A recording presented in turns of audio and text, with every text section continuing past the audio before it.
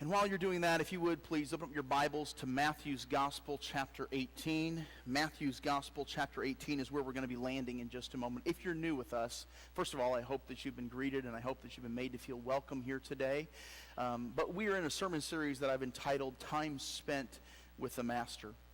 And what we're doing is we're looking at Peter's life, and we're looking at some of the highlights of Peter's life, and we're trying to draw connecting lines between his life and ours, and making some application where we can.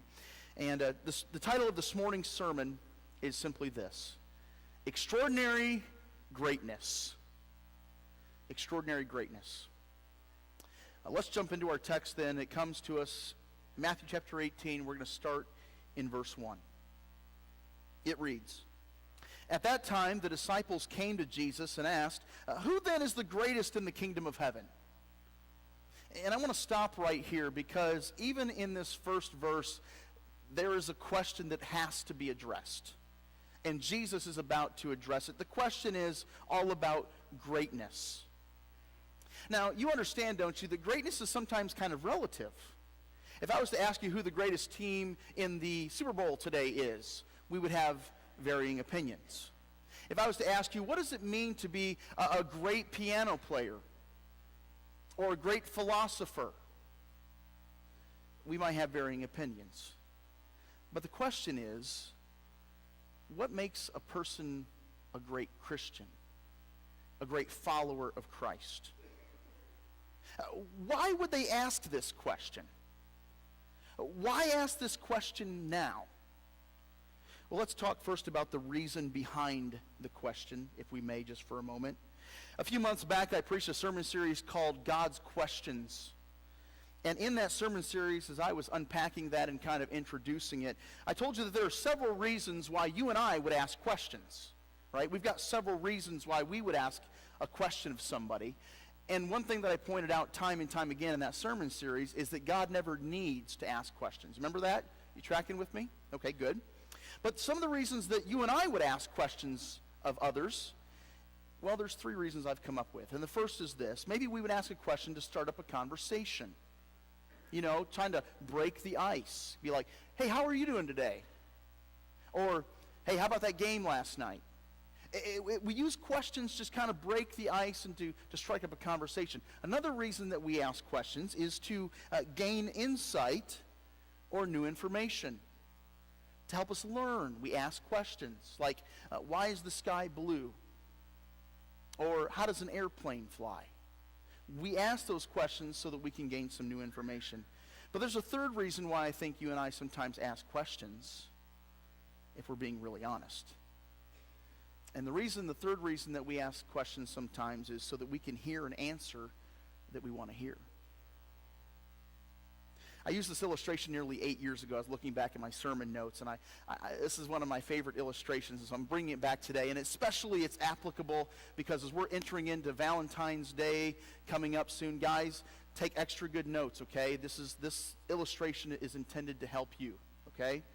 There are 5 difficult questions that women ask. And there's really only one answer that they want to hear to these 5 questions. We're going to give you the 5 questions. We're going to give you the right answer, and then we're going to give you some really tragically wrong answers, okay?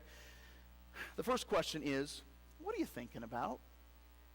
You know, a lot of times, guys, we're stoic. We don't really talk a lot. We're not telling people what's on our mind and hearts a lot of times. And so women will sometimes look at us and wonder, what are you thinking about? The correct answer, the answer that she wants to hear is, "Oh, I'm sorry if I've been quiet, dear.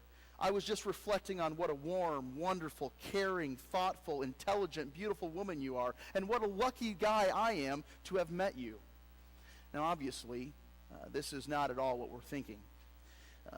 Most likely, we're thinking about baseball, football, food, or quite honestly, nothing at all. I like what Al Bundy of Married with Children said when he was asked of this question by his wife, Peg. Al said, "If I wanted you to know, I'd be talking instead of thinking." Here's the second question that's difficult that sometimes women ask, and they want to hear the right answer from their lips. Do you love me? The correct answer to this question is yes. For those of you guys who feel like you need to be a little bit, elaborate a little bit longer on this answer, you may respond, yes, dear. But wrong answers include, I suppose so, or this is a really tragic one. I'm sorry, did you say something? Don't ever respond that way. Third hard question that sometimes women ask is, do I look fat? Really, they want to hear the right answer from your lips in that moment. And the only right answer that you need to have come out of your mouth is to emphatically and confidently and quickly say, no, of course not, and then quickly leave the room. Wrong answers include, I wouldn't call you fat, but I wouldn't say you're thin either. Or another wrong answer, compared to what? And never say a little extra weight looks good on you. And then obviously don't ever say, I've seen fatter. Fourth difficult question that women sometimes ask that they want to hear the right answer. Do you think she's prettier than me? And the she in the question could be somebody totally random. Like maybe some actress in a movie that you're watching, or somebody that you might meet on the street. And in any case, the correct response is, of course not. You are so much prettier. Wrong answers include, not prettier, just pretty in a different way. And yes, but I bet you have a better personality. And then, of course, the most tragic answer would be, only because she's younger and thinner. Fifth and final question that women sometimes ask is, what would you do if I died? They have this fascination with what's going to happen to you if I was to die tragically. The correct answer is, dearest love, in the event of your untimely demise, life would cease to have meaning for me, and I would have no other option than to just hurl myself under the front tires of the first bus that came my way. This might be the most difficult question of the bunch. And so immediately, I repeat, immediately, following your answer, leave the room quickly and do not return anytime soon. Why? Relating back to the sermon, because there are some questions that we ask, you and I ask, that we are only interested in hearing the answer we want to hear. If anything else is said other than what I am intending to hear, it's going to do nothing but upset me. But the problem was, in this scripture, in our text here, when the question is asked, who's the greatest in the kingdom of heaven? The problem was, each one of those disciples present in Jesus' sight thought they knew the answer. I imagine the moments before this question was asked, there was a debate of sorts of kind of going on between the disciples. They struggled to decide who should be considered the greatest among them, each of them having their own good reasons as to why they themselves should be considered the greatest. Peter, after all, was the chief spokesman, and he already had the keys of the kingdom given to him in Matthew chapter 16. So he expects the answer to this question to be a no-brainer. It's him. But I imagine Judas Iscariot also felt justified. After all, he had been trusted to handle the money. And if Jesus trusted Judas Iscariot to handle the money more than anybody else, surely Jesus favored Judas over anybody else. Or how about John? John is described as the disciple whom Jesus loved. So surely that would make John a favorite in the eyes of Jesus. And therefore he hopes to be the greatest. But Andrew's probably thinking, well, guys, wait, back up. I was the first one Jesus called to be his follower. Why would he ask anybody to come to him except for me? I'm the greatest. I was the first one he approached with the invitation to follow him. So where does this question really come from? Where does it stem from? It comes from pride. It comes from arrogance. And here's what you need to understand. All of us, every single person in this room has arrogance to some level. As a matter of fact, I would venture to say that all of us, as we read verse 1, think that we are better than the apostles because we're not dumb enough to ask this question. We just subtly assume it. It's me. It's me. But it's a question that requires a response. And these disciples better brace themselves because an answer is coming, and before it's all said and done, they won't be wondering who is the greatest. What they will be wondering is, am I even going to enter the kingdom of heaven? Let's continue reading verses 2 through 6. And Jesus called a child to himself and set him before them and said, "Truly I say to you, unless you are converted and become like children, you will not enter the kingdom of heaven. But whoever then humbles himself as this child, he is the greatest in the kingdom of heaven. And whoever receives one such child in my name receives me. But whoever causes one of these little ones who believe in me to stumble, well, it would be better for him to have a heavy millstone hung around his neck and to be drowned in the depth of the sea." And in these verses, Jesus very plainly, very bluntly gives the answer to their question. Jesus is like, "Oh, you guys want to know who the greatest is? Let me help you out. Let me show you what is considered great in God's kingdom." And the example that he uses, the illustration that he gives, is one that they were not at all expecting. What does he do? He grabs a child. And the answer that Jesus gives is really twofold. The first part, he says, hey, you need to be childlike. See this child? Be like this child. Now there's a difference, and you need to understand the difference between being childlike and being childish. Childish means to be immature. It's all the negative things about being young. But childlike means to be excellent in all the things that we love about children. And there's a lot to love about children. Well, I want to answer now how to be a child of God, because Jesus really addresses it in a twofold manner. How to be a child of God, how to be childlike, how to be a child of God. First he says you have to be converted. Verse 2 says, "Unless you are converted and become like children, you will not enter the kingdom of heaven." The word converted really helps us understand what Jesus is meaning. The Greek word translated converted, this is the only time in the New Testament that this particular Greek word is used. And it means this. It means to literally turn in mind, be converted or changed, to become, as it were, another man. And so Jesus says, be converted, become like children. Now, how many of us this morning would have guessed that this whole goal of following after Jesus Christ was to be childlike in our behavior? That's what our conversion is supposed to look like. That's what our journey is supposed to be.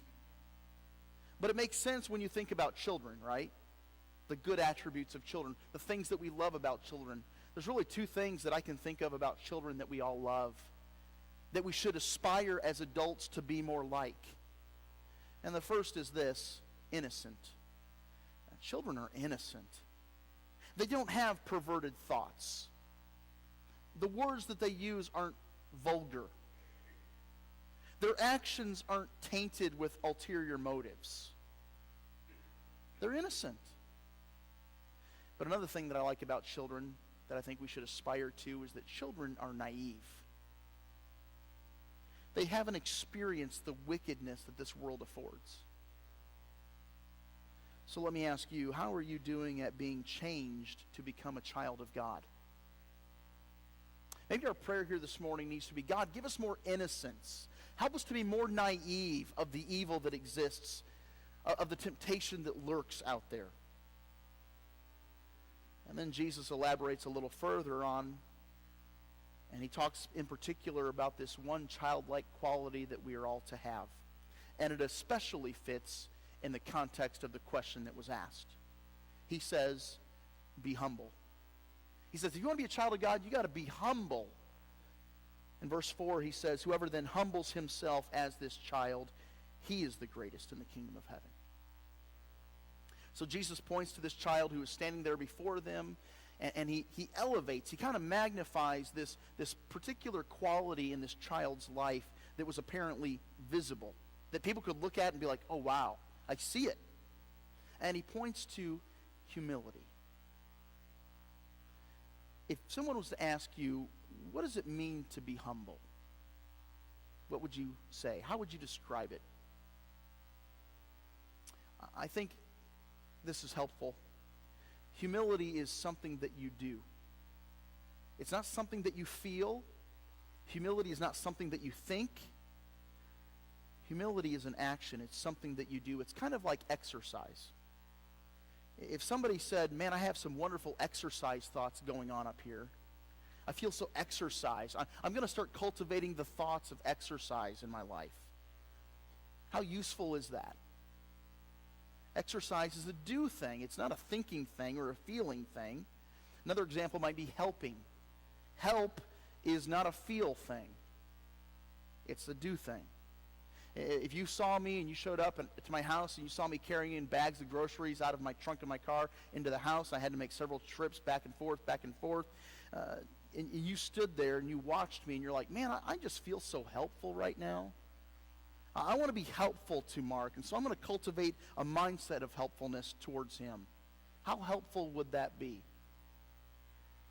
So you're understanding, I hope, a little bit that humility isn't a way that you think, it's not a way that you feel, it's a way that you behave. It's a do thing. And it's not a fake moment where you have false feelings of humility. But in reality, you regret taking the lower position. That's not humility, that's hypocrisy. And so going back to our text this morning, Jesus says in verse 4, whoever then humbles himself like this child is the greatest in the kingdom of heaven. So based upon verse 4 of our text, what is the answer to the disciples' original question about who is the greatest? Jesus just got done saying, who's the greatest? Well, it is whoever humbles himself like this child. So out of those 12 men who are standing there with Jesus, who's the greatest? The answer is none of them. Because they were talking about pride and arrogance, and it's a question that's it's not about humility for them. It's about who deserves to be recognized and to be elevated just a little bit above everybody else. What I love about Christ in this moment is that he doesn't just get frustrated or upset at their question. I mean, how many of us could really blame Jesus if he did just kind of lose it and explode on his disciples? How many of us could really blame Jesus if he's like, you've been with me this long and you haven't gotten it, you haven't figured it out yet? But he doesn't do that. What he does is exactly what you and I would expect him to do. After all, he is a divine teacher. And so he uses this moment as a teaching opportunity because he understands that the disciples are really students who are training to be leaders. And so in his grace and in his mercy, he uses this as an opportunity to teach. But by the end of the lesson, all of his pupils will clearly get the lesson on greatness. So if you want to be considered great in God's kingdom, first of all, it's a tainted question. But if you want to be considered great in God's kingdom, you become a humble child. That's what Jesus says. So how are you doing at that? How are you doing at being childlike in your faith, in your response to people, in the way that you have and view temptation in your home? Secondly, Jesus says that being great in the kingdom of heaven means that you treat my children well. In verses 5 and 6, he gives very clear understanding about how we are to treat his children well. Let me read these two verses for you. It says, and whoever receives one such child in my name receives me. But whoever causes one of these little ones who believes in me to stumble, it would be better for him to have a heavy millstone hung around his neck and to be drowned into the depth of the sea. And so he gets really specific about how we're supposed to treat one another. And the first thing that he says is that we are supposed to receive them. We're supposed to welcome them, as the NIV talks about. But the word means so much more than just merely a greeting to people. It has to do with how you habitually treat people. You see, this wasn't an event. It's not a one-time occurrence of a greeting and hello and howdy. It's a habitual lifestyle of how you're treating the people around you. Treating one another kindly, respectfully, lovingly. You see, that's not an option for the follower of Jesus Christ. You treat his children well. And Jesus says, whoever does this to one of God's children does this in effect to me. It's the same idea that Jesus will give a little bit later on in his ministry in Matthew chapter 25. where he's talking about the sheep and the goats. Remember that on Judgment Day? On Judgment Day, he says there's two types of people that will appear before me in Judgment Day, and that is those who are going to heaven and those who aren't. Those who are going to heaven and those who are going to hell. And listen to just verses 37 through 40 of this encounter. Then the righteous will answer him, Lord, when did we see you hungry and feed you, or thirsty and give you something to drink? And when did we see you a stranger and invite you in, or naked and clothe you? When did we see you sick or in prison and come to you? And the king will answer and say to them, truly I say to you, to the extent that you did it to one of these brothers of mine, even the least of them, you did it to me. You see, in part, Judgment Day, on Judgment Day, the judgment that will be given is based upon what or wasn't done to those who had need. Receive them. Treat them well. Love one another. Here's the second thing that Jesus says we are to do in order to treat children well, children of God well, and that is we don't cause a child of God to stumble.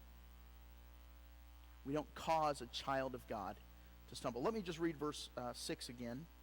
But whoever causes one of these little ones who believes in me to stumble, it would be better for him to have a heavy millstone hung around his neck and be drowned in the depth of the sea. Can you imagine that? If you cause your brother to stumble, it's better for you to just go ahead and wear one of these things around your neck and go swimming. That's really an interesting word, I believe, this word to stumble. The word stumble means to lay a snare for, or to set a trap for. In other words, to cause one to stumble or fall. It's deliberate. And so what Jesus is getting at here is he's saying, don't do anything to a child of God that would cause them to stumble in regards of their belief in him. That would cause a child of God to question God's goodness, or his grace, or his faithfulness. If you've ever caused someone to doubt one of those three things, bad news. I mean, Paul was so concerned with this matter of not causing his brother to stumble that he was careful even with what he ate. In 1 Corinthians chapter 8, verse 13, he says, therefore, if food causes my brother to stumble, I will never eat meat again, so that I will not cause him to stumble. That's how seriously Paul took this command. Christians are to treat other Christians with great care. And that's why humility is such a big part of the Christian life. Because it's easier for me to care about you when I'm humble.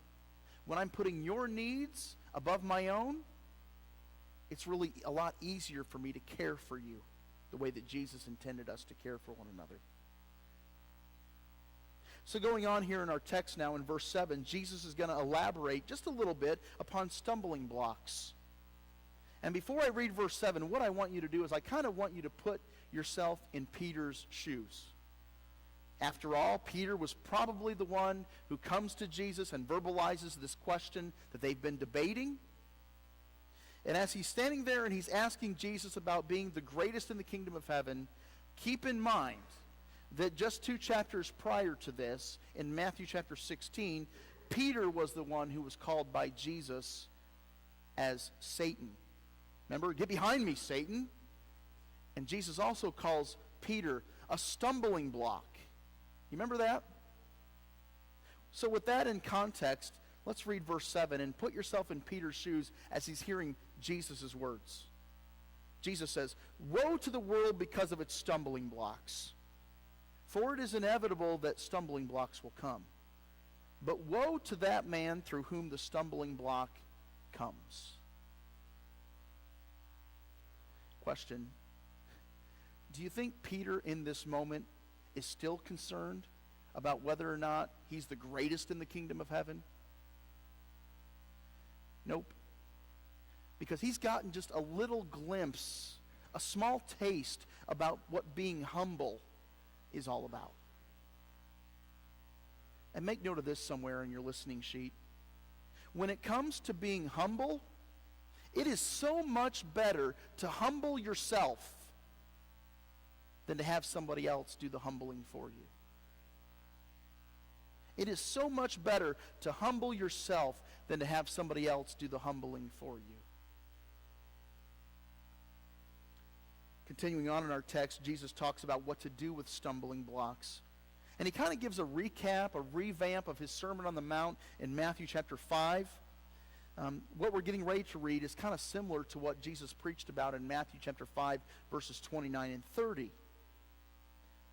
But these scriptures read, "If your hand or your foot causes you to stumble, cut it off and throw it from you, for it is better for you to enter life crippled or lame than to have 2 hands or 2 feet and to be cast into the eternal fire. If your eye causes you to stumble, pluck it out and throw it from you. It's better for you to enter life with 1 eye than to have 2 eyes and to be cast into the fiery hell." And so we're getting ready to wrap up this entire sermon on greatness and being childlike and stumbling blocks and avoiding those. Can I just ask a really personal question that's going to cause you some time to think about? You're going to need some time to think about this one. How serious are you when it comes to stumbling blocks in your life? How serious are you about getting rid of whatever it might be that causes you to stumble in your relationship with the Lord? If you have a weakness with looking at things on the computer you know you have no business looking at, will you get rid of the computer? If you have a certain group of friends who you know are a really bad influence on you, would you be willing to cut ties? If you have a job that causes you to stumble in that job, would you switch jobs? And so as we wrap up this sermon, I want to end where we began, with the question: who is the greatest in the kingdom of heaven? And Jesus said, "I tell you the truth, unless you change and become like little children, you will never enter the kingdom of heaven." Extraordinary greatness is found in those who have converted to a childlike character and to those who are sincerely humble. May God have mercy on us in our stubborn ways and our stubborn thoughts in our hearts, and may he give grace to us that we may humble ourselves before him.